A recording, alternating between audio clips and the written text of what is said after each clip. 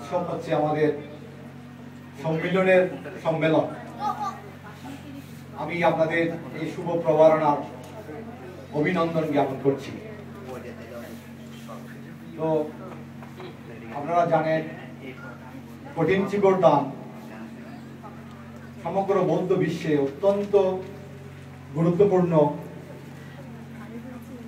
এবং এটার অবস্থান সবচেয়ে ঊর্ধ্বে। এই জন্য যে গৌতম বুদ্ধেরও অনেক অনেক হাজার বছর পূর্বে কাশ্যপ বুদ্ধের সময়ে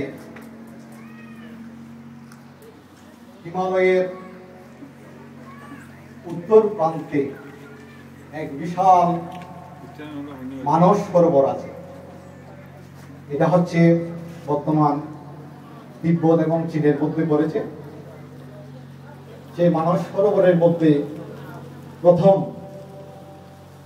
ভগবান কাশ্যপ বুদ্ধ কঠিন চিবর দানের ব্যাখ্যা করেছিলেন।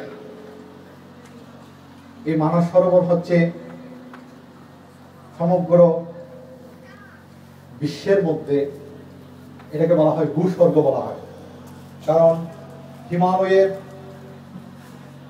সুন্দর ছায়া সেই মানস সরোবরের মধ্যে দেখা যায়।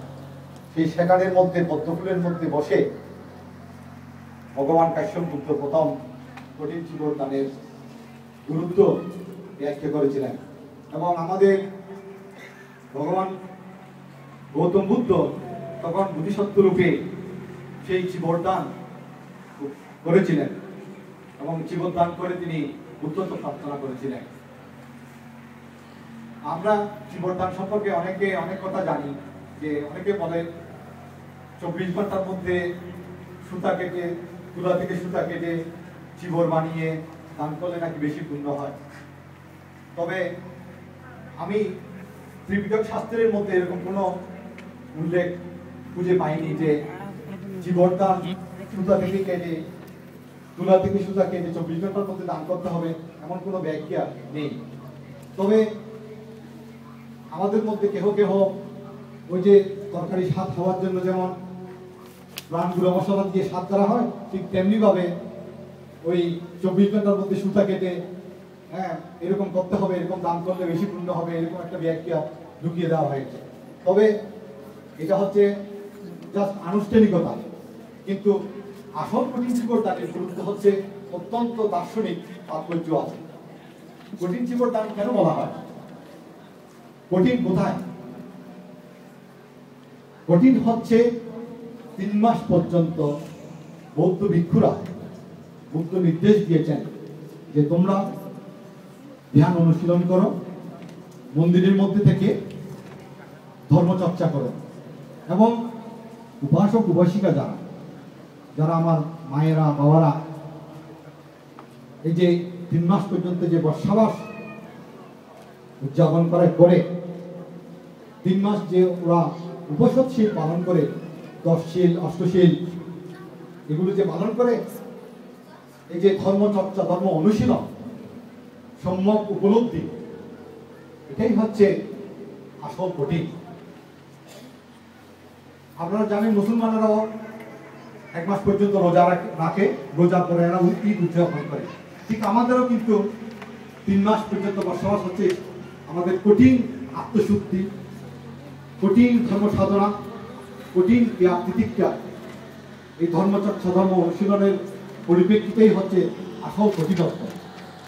সেই অনুশীলনের পরিশেষে এই প্রবারণা পূর্ণিমা থেকে কার্তিক পূর্ণিমা পর্যন্ত 1 মাস ব্যাপী সমস্ত বৌদ্ধ বিশ্বে বিভিন্ন মন্দিরে আমরা কঠিন চিবর দান করে থাকি। এই কঠিন চিবর দান হচ্ছে ত্যাগেরই একটা ফসল, ত্যাগেরই একটা মহিমা। কাজে এই অনুষ্ঠানের মধ্যে আমরা সবাই মিলিত হয়ে আনন্দ উল্লাস করি, ত্যাগ করি, দান করি, ধর্ম করি, পুণ্য করি। এটাই হচ্ছে আমাদের জাগতিক জীবনের সর্বোচ্চ নিয়ম। কাজে আজকে এই ভার্জিনিয়া বৌদ্ধ বিহারে আপনারা যে সুন্দর করে এসে এই চিবর দান উদযাপন করতে এসেছেন, দেখে খুবই আনন্দিত হয়েছে। সবচেয়ে আনন্দিত হয়েছে এই জন্য যে জ্ঞানশ্রী বান্তেকে আমি রেখে গেছিলাম, তিনি আজকে এই এটা সুন্দর করে সাজিয়ে আপনাদের সহযোগিতা নিয়ে সাহায্য নিয়ে এই জিনিসটা যে করতে পেরেছে, আমি অত্যন্ত আনন্দিত এবং গর্বিত। আজকে এই সুন্দর অনুষ্ঠান এখানে বসে আপনারা করতে পারছেন, আমার মনে হয় আমি সবচেয়ে খুশি এবং আনন্দিত। আপনাদের পাশে আছি, পাশে ছিলাম, পাশে থাকবো এবং আমার অন্তঃস্থল থেকে আপনাদেরকে আশীর্বাদ ধন্যবাদ জানিয়ে আমার বক্তব্য এখানে শেষ করছি। ধন্যবাদ।